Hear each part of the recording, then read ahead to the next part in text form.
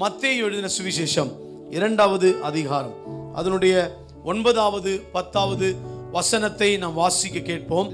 ராஜா சொன்னதை அவர்கள் கேட்டு போகையில் அவர்கள் கிழக்கிலே கண்ட நட்சத்திரத்தை நட்சத்திரம் பிள்ளை இருந்த ஸ்தலத்திற்கு மேல் வந்து நிற்கும் வரைக்கும் அவர்களுக்கு முன் சென்றது. அவர்கள் அந்த நட்சத்திரத்தை கண்டபோது மிகுந்த ஆனந்த சந்தோஷம் அடைந்தார்கள். எத்தனை பேர் ஆமென் சொல்றீங்க?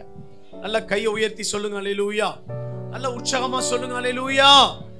அந்த நட்சத்திரத்தை கண்டபோது மிகுந்த ஆனந்த சந்தோஷம் அடைந்தார்கள். அன்னைக்கு அந்த சாஸ்திரிகளுக்கு நட்சத்திரம் ஒரு பெரிய அடையாளமாகவும் ஒரு பெரிய வழிகாட்டியாகவும் அந்த நட்சத்திரம் காணப்பட்டது.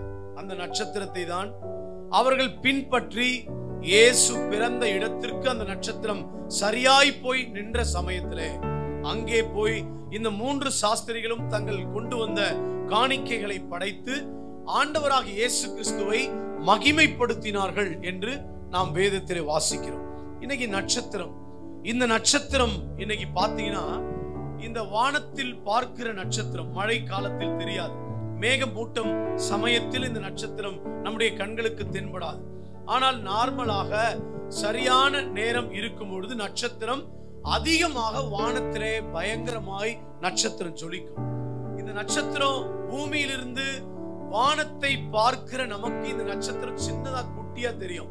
ஆனால் ஒவ்வொரு நட்சத்திரமும் பெரிய அளவுக்கு அதை நேரடியா பார்த்தாதான் தெரியும். அது விஞ்ஞானிகள் சரியாக சொல்கிறார்கள் அது மிகவும் பெரியதாக இருக்கும் என்று. அந்த பெரிய நட்சத்திரம் பூமியில் இருக்கிற நமக்கு சின்ன நட்சத்திரமாக காட்சி அளிக்கிறது.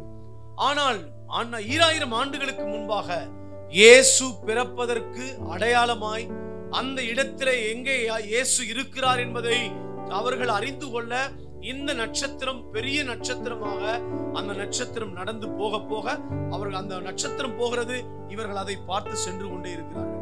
அந்த நட்சத்திரத்தை அடையாளமாக பார்த்த போதுதான் இந்த சாஸ்திரிகளின் வாழ்க்கையிலே ஆனந்த சந்தோஷம் கிடைத்தது. எத்தனை பேர் ஆமென் சொல்றீங்க?